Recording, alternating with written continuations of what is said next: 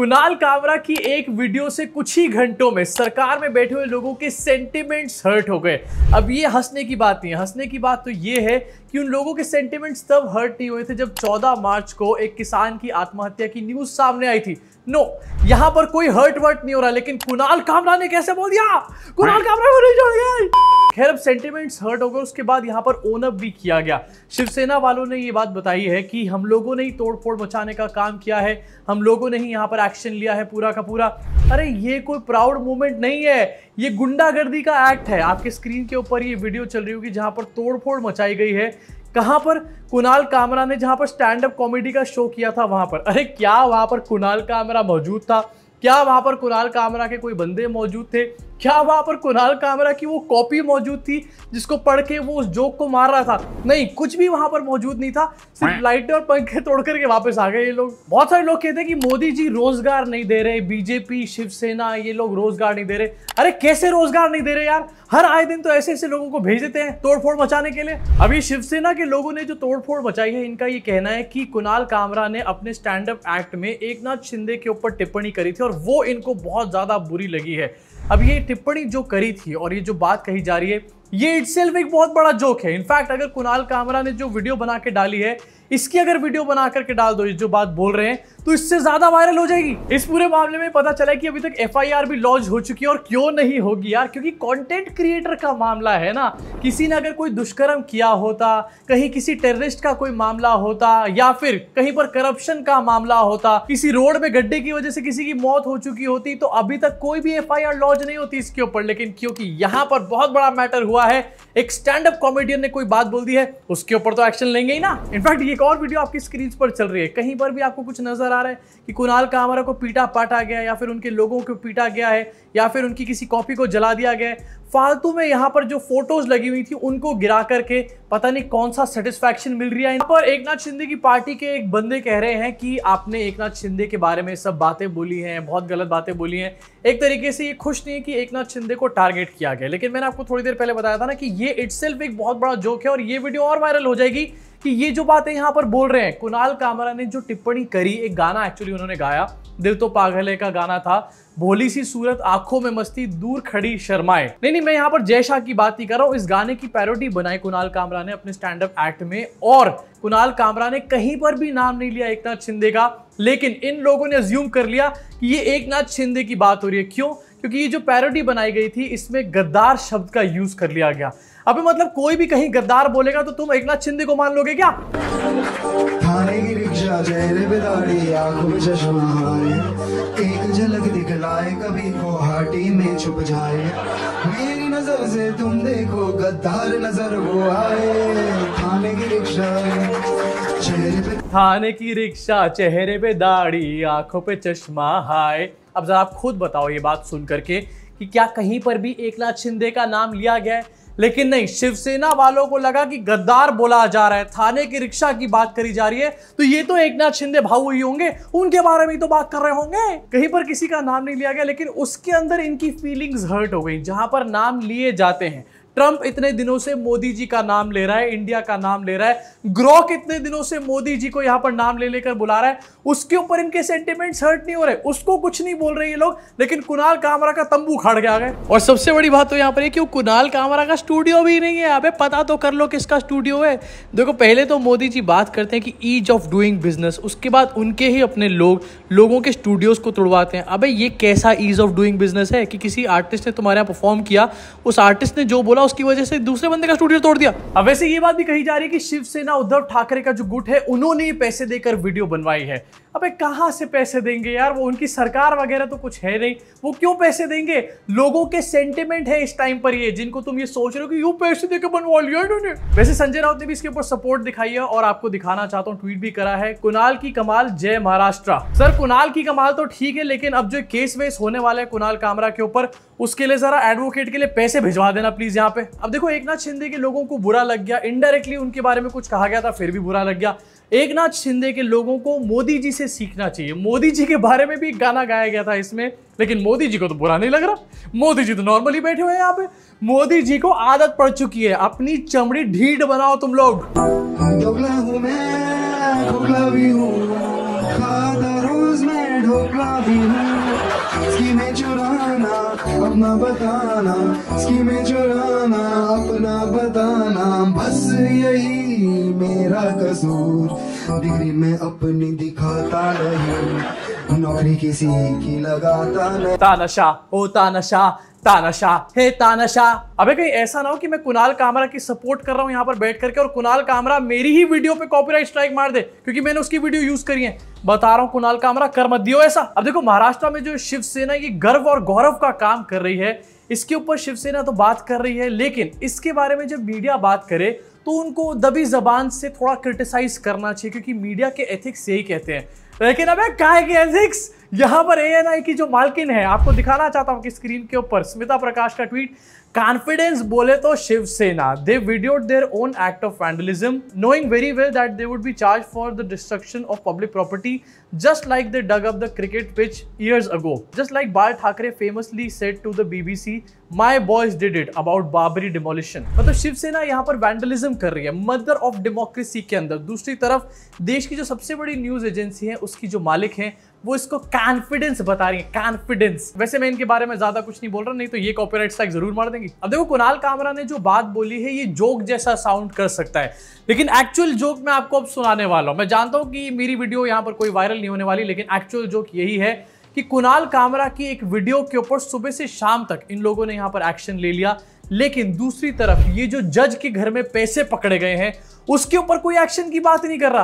Content creators के ऊपर action होना चाहिए, कभी रणवीर अलाहाबादिया, कभी कुणाल कामरा, लेकिन एक्चुअल जो लोग हैं जो अथॉरिटी में बैठे हुए हैं उनके ऊपर कभी कोई एक्शन नहीं होता, और यही सबसे बड़ा जोक है। तो रिसेंटली पता चला कि भैया जज के घर में आग लग गई। जब फायर ब्रिगेड वहां पर पहुंची तब एक्चुअल आग उसके बाद लगी। पता चला कि आग में बहुत सारे नोट वोट वहां पर जल चुके हैं। अब इसके बाद से एकदम से हड़कंप मच गया। जजेस के कॉलेजियम ने दिल्ली से इस जज का ट्रांसफर कर दिया। ये इसकी पनिशमेंट थी। सोचो, रणवीर अलाहाबादिया को बकायदा बुला करके उसको मुर्गा डांस वहां पर कराया जाता है, लेकिन जज के घर में कैश पकड़ा जा रहा है तो उसका सिर्फ ट्रांसफर कर दिया गया।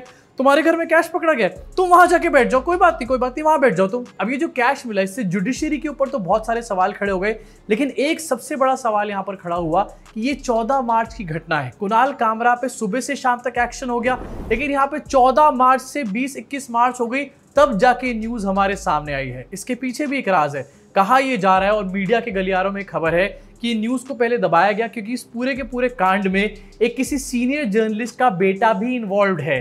कौन है ये सीनियर जर्नलिस्ट, किसका बेटा इन्वॉल्व है? डेफिनेटली यहाँ पर रवीश कुमार और विशाल शर्मा जैसे तो पत्रकार होने नहीं वाले, नहीं तो अब तक तो सबके नाम सामने आ चुके होते। ये कोई गोदी पत्रकार ही होगा जिसको छुपाया जा रहा है। लेकिन ये जो जस्टिस वर्मा वाला मैटर है, सीधा मैटर नहीं है, बहुत ही टेढ़ा मेढ़ा मैटर है। मतलब अगर कोई फिल्म बनेगी ना इसके ऊपर तो वो फिल्म भी ब्लॉकबस्टर हो जाएगी। आपको दिखाना चाहता हूँ। पहले इस मैटर के ऊपर हल्ला मचा, उसके बाद फायर डिपार्टमेंट के चीफ आके बोलते हैं कि नहीं कोई कैश वैश वगैरह नहीं निकला था, लेकिन 4 घंटे बाद एकदम से कहते हैं कि नहीं मैंने तो ऐसा कभी बोला ही नहीं। मतलब भाई दिल्ली के लोग झूठ बोलने में 1 सेकंड भी नहीं सोचते। इसके बाद सामने सुप्रीम कोर्ट की तरफ से वीडियो, बकायदा जांच बिठाई गई, सीजीआई ने एक जांच बिठाई एंड 3 लोगों की कमेटी यहां पर बनाई है इस टाइम पर। एंड इस मैटर के ऊपर एक इनिशियल लेवल इंक्वायरी करी गई जिसके ऊपर एक रिपोर्ट बनाकर भी पब्लिश करी गई। उस रिपोर्ट के साथ ही कुछ वीडियोस एंड कुछ फोटोज हैं।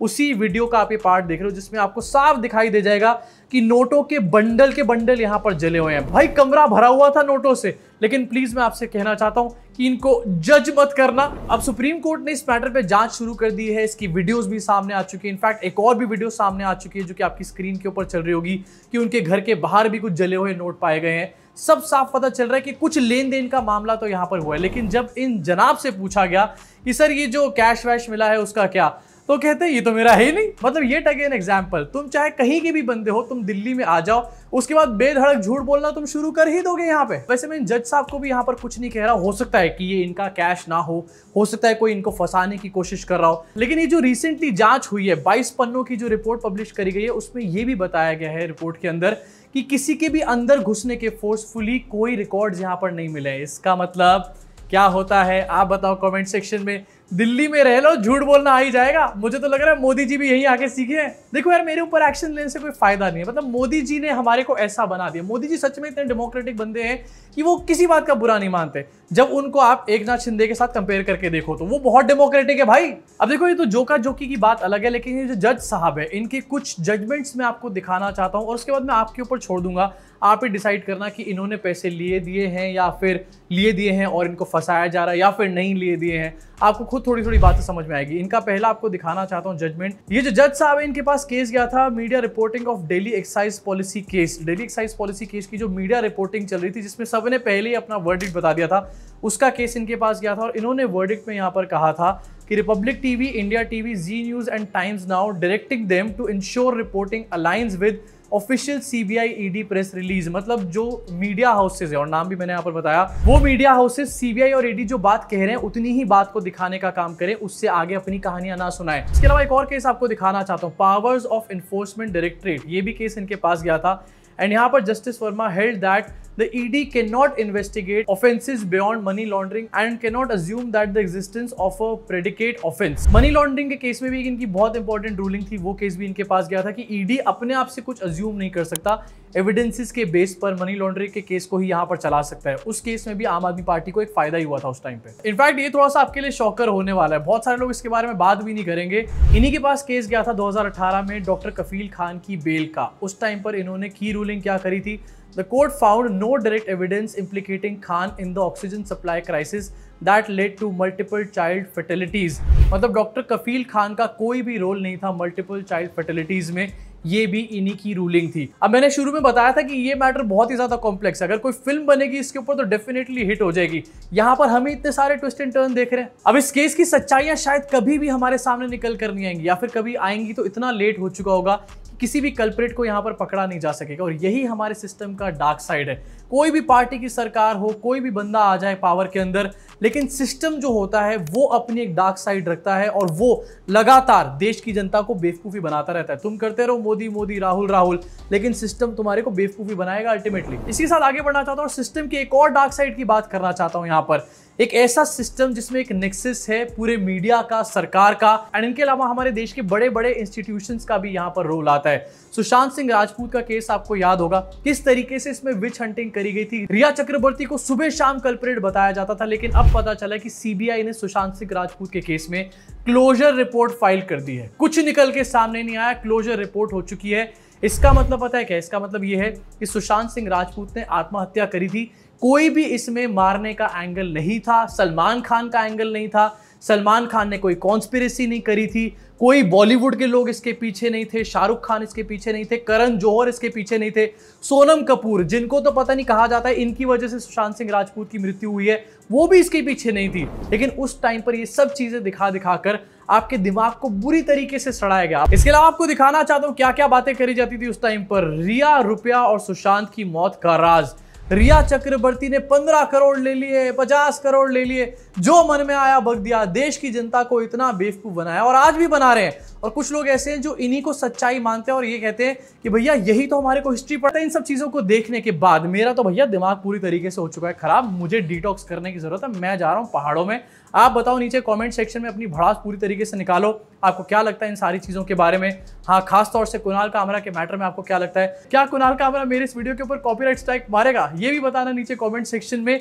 जाते जाते आपसे फिर से अपील करना चाहता हूँ, 2 अपील है। पहली अपील ये कि इस वीडियो को लाइक जरूर करना, जिससे कि सच्चाई और लोगों तक पहुंचे। YouTube के एल्गोरिदम्स इसी तरीके से काम करते हैं। जब आप किसी वीडियो को लाइक करते हो, शुरुआत में ही अगर लाइक कर दो तो YouTube उस वीडियो को और ज्यादा लोगों तक प्रमोट करता है, सच्चाई और लोगों तक पहुंचती है। दूसरी अपील यहाँ पर यह कि अगर आप कर सकते हो तो चैनल को प्लीज ज्वाइन करो, नहीं तो सुपर थैंक्स के जरिए भी आप हमारे को फाइनेंशियली सपोर्ट कर सकते हो। सच बोलने में भैया बहुत ताकत के साथ कई बार लॉयर भी लग जाते हैं, तो इसलिए अगर आपकी कैपेसिटी में है तो आगे आओ, और अगर नहीं है आपकी कैपेसिटी में सब्सक्राइब करके बेल आइकन दबाओ। मुलाकात होगी आप सब लोगों से इस चैनल के अगले वीडियो में।